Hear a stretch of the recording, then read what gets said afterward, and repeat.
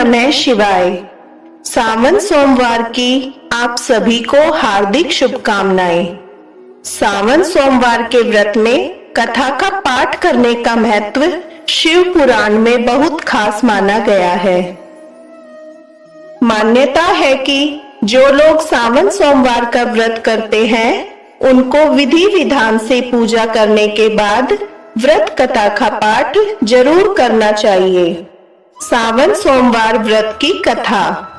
मृत्यु लोक में भ्रमण करने की इच्छा करके एक बार श्री भूतनाथ भगवान भोलेनाथ माता पार्वती के साथ मृत्यु लोक में पधारे।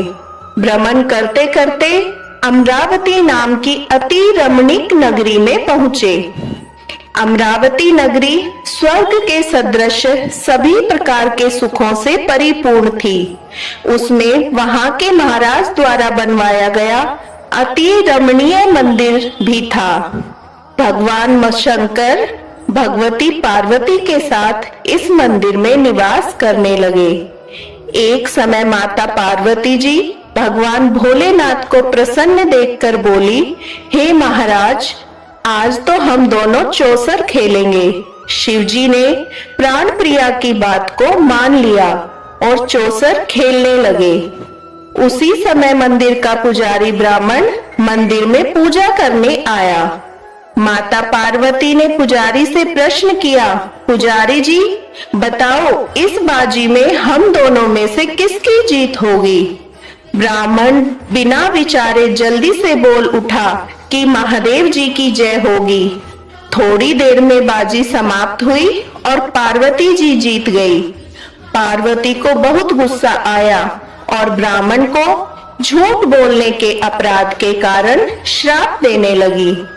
भोलेनाथ ने पार्वती को बहुत समझाया, लेकिन उन्होंने ब्राह्मण को कोढ़ी होने का श्राप दे दिया।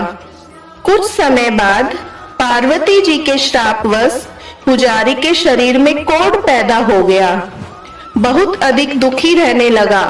पुजारी को कष्ट भोगते हुए जब बहुत दिन गुजर गए, तब एक दिन देवलोक की अप्सराएं शिवजी की पूजा करने के लिए उसी मंदिर में पधारी।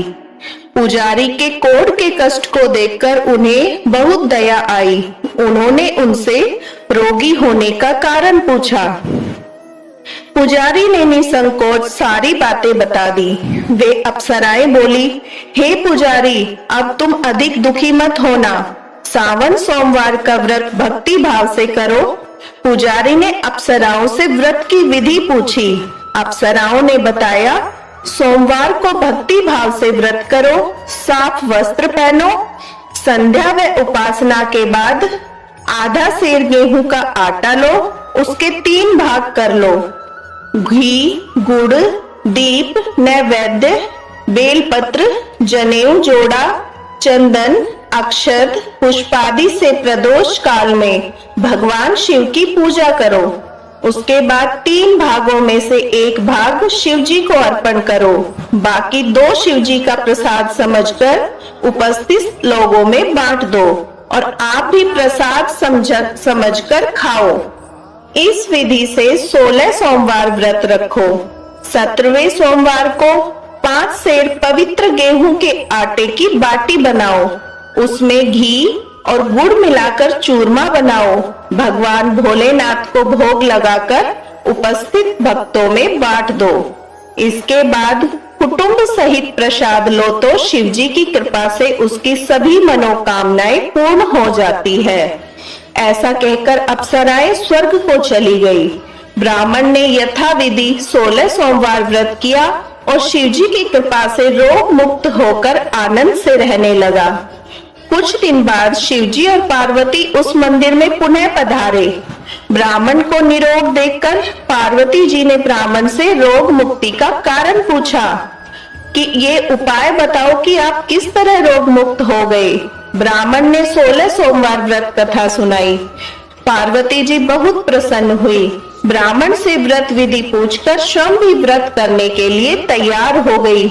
व्रत करने के बाद उनकी मनोकामना पूरी हुई।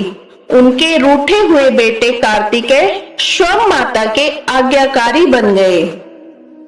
इस प्रकार ब्राह्मण निरोगी हो गया और माता पार्वती की भी मनोकामना पूर्ण हुई।